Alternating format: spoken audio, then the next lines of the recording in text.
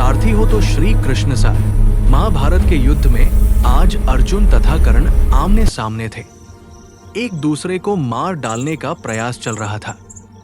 सहसा कौरवों की प्रेरणा से कर्ण पूरी शक्ति लगाकर लगातार बाणों की वर्षा करने लगा।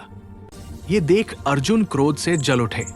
उन्होंने अनेक दमकते हुए बाण मारकर कर्ण के मणिभूषणों को भेद डाला। इससे उसे बड़ी पीड़ा हुई। वो विचलित हो उठा, किंतु किसी तरह धैर्य धारण कर रणभूमि में डटा रहा। इतना ही नहीं, दुर्योधन के अपने जिन 2000 कौरववीर उस पर गर्व था, उन्हें भी अर्जुन ने रथ, घोड़े और सारथी सहित मौत के मुंह में पहुंचा दिया।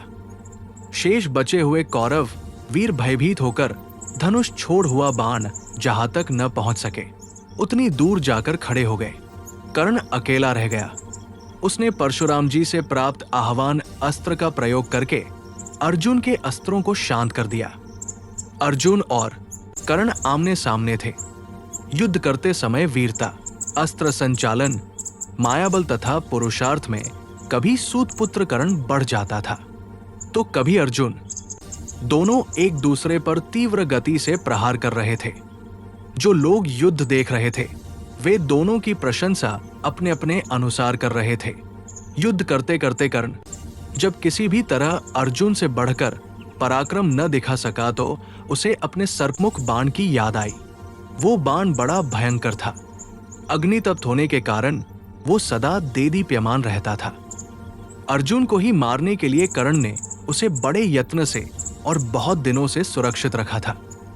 वो नित्य उसकी पूजा करता और सोने के तरकश में चंदन के चूर्ण के अंदर उसे रखता था। उसने सोचा कि अर्जुन पर इसके बिना विजय पाना कठिन है, इसलिए उसने पूर्ण उत्साह के साथ उसी बाण को धनुष पर चढ़ाया और अर्जुन की ओर ताककर निशाना ठीक किया। उस समय कर्ण के सारथी शल्य ने जब उस भयंकर बाण को धनुष पर चढ़ा हुआ देखा तो कहा, कर्ण, तुम्हारा ये बाण अर्जुन के कंठ में नहीं लगेगा। जरा सोच विचार कर फिर से निशाना ठीक करो, जिससे ये मस्तक काट सके। ये सुनकर कर्ण की आंखें क्रोध से उद्दीप्त हो उठीं। वो शल्य से बोला, महाराज, कर्ण 2 बार निशाना नहीं साधता। मेरे जैसे वीर कपटपूर्वक युद्ध नहीं करते। ये कहकर कर्ण ने जिस संपूज्य बाण की वर्षों से पूजा की थी, उस बाण को अर्जुन की ओर छोड़ दिया और अर्जुन का तिरस्कार करते हुए उच्च स्वर में कहा, अर्जुन, अब तू मारा गया। कर्ण के धनुष से छूटा हुआ वो बाण अंतरिक्ष में पहुंचते ही प्रज्वलित हो उठा। सैकड़ों भयंकर उल्काएं गिरने लगी।